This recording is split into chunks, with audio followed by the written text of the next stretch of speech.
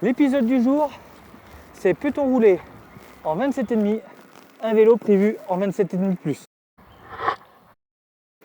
Malgré tous les avantages que présente le 27 plus, certains d'entre vous restent réfractaires aux gros pneus.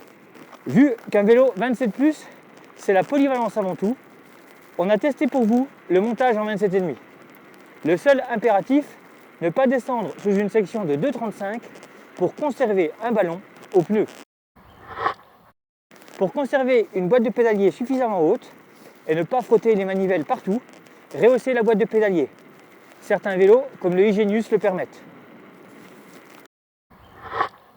La largeur de patin de la jante vous permettra de rouler sur des pressions intermédiaires sans risque de pincement. Environ 400 à 500 grammes de moins qu'un pneu classique sur une jante classique. Avec moins de déroulé de roue, vous perdrez 5 à 7% d'autonomie. Sur un châssis de 27 plus, vous pouvez aussi passer le vélo en 29 en changeant les roues pour des roues aux mêmes largeurs de moyeu que l'origine. Bon, l'un des intérêts, c'est le choix des pneumatiques, puisqu'en 27,5, le choix est vraiment immense et surtout toutes les gammes de prix. Un fort dégagement de pneus au passage du cadre et de la fourche, un look moins radical, un vélo plus léger à l'œil.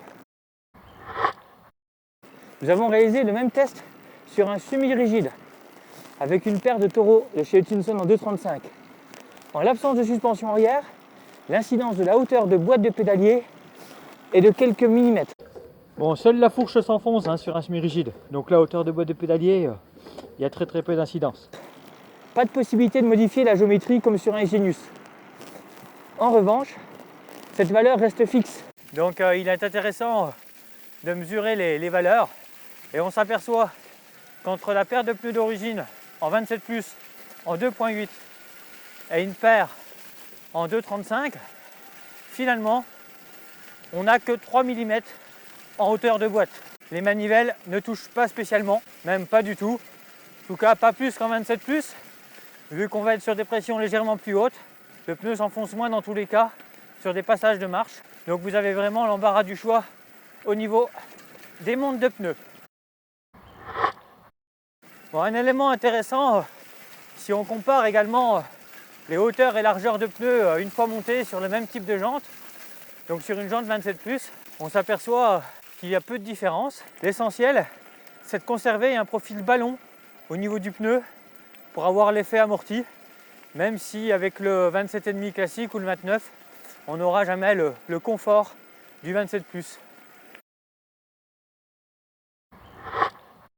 Bon, tout le monde n'aime pas les gros pneus basse pression des 27 plus, donc soyez rassurés, vous pouvez rouler votre 27 plus avec des pneus 27,5 classiques, voire des roues de 29, bien sûr avec les mêmes largeurs de moyeu que les roues d'origine. Donc opter pour un 27 plus, c'est vraiment opter pour la polyvalence et vraiment un vélo où vous serez tout sauf enfermé dans un format de pneu, mais vraiment l'embarras du choix selon votre terrain de jeu, vos envies du moment, la météo, donc vraiment le format universel. Et dans tous les cas, votre VAE reste une machine à sourire et à plaisir.